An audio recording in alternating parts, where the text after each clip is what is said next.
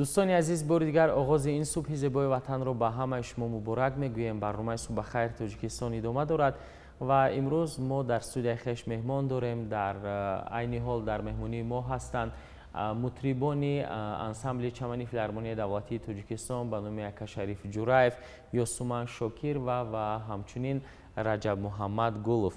خوش آمدید به برنامه ما صبح زیبای وطن مبارک.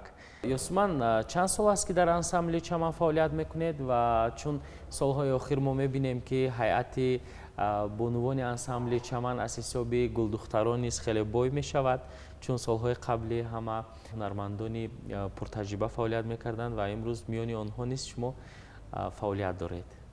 تشکر. سر اول سلام و درود خود را به بینندگان تلویزیون سفینه میرسانم و خواهان آنم که صبح همه ما و شمایان شاد و با برکت و پر از فرح و خاطرمان باشد. سلامت باشید.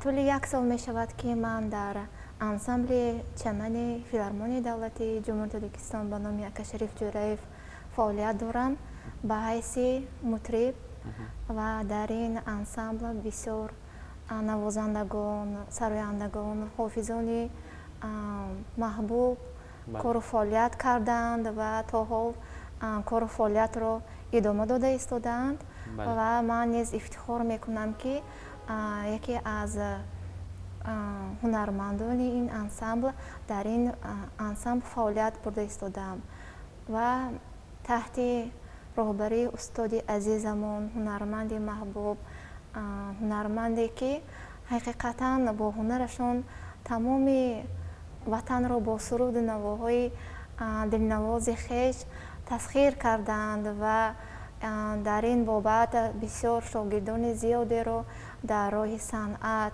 هنر تربیت کرده ایستادند و خیلی انسان خاکسار و صمیمی و مهربانند.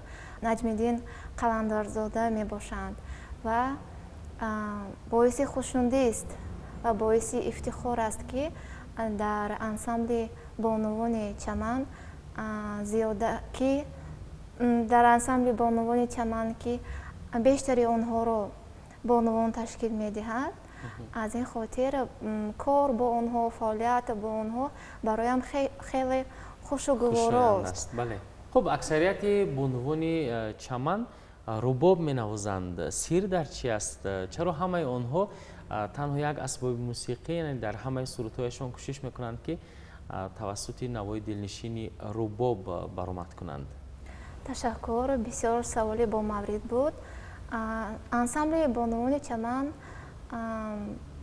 تخمینا فکر میکنم سالهای 1938 فعالیت خود را آغاز نموده است و در این روند انسامبل نام داشت انسامبل رباب نوازان چمن یا اینکه انسامبل بانوان چمن. در این روند خیلی با نام‌های گوناگون محبوب بود و حالا باشد با انسامبل چمن فعالیت دارد و در آن انسامبل که در همچون رباب نوازان چمن شهرت داشت فعالیت می برد، اکثریت آنها را رباب نوازان تشکیل می دادند. لیکن نوابسته به اسباب رباب باشد، رباب ها نیز چند نمود می شوند: رباب قشقری، رباب بدخشانی، رباب پریما. بعدا با سازهای موسیقی قدیمی ملی ما باشد اسباب سازهای چنگ، دایره، غیجک، نای و دیگر اسباب‌های موسیقی را بانوان با مهارت خوبی کسبی می نواختند و در حال حاضر باشد از جنس لطیف، یعنی بانوان رباب نواز، اپی عزیز، اپی سلامت با ساز چنگ برآمد میکنند که خیلی ماهرانه، خیلی تجربه زیادی کافی در انسامبل دارند. بسیار شاگردان زیادی را نیز تربیت کردند. بله.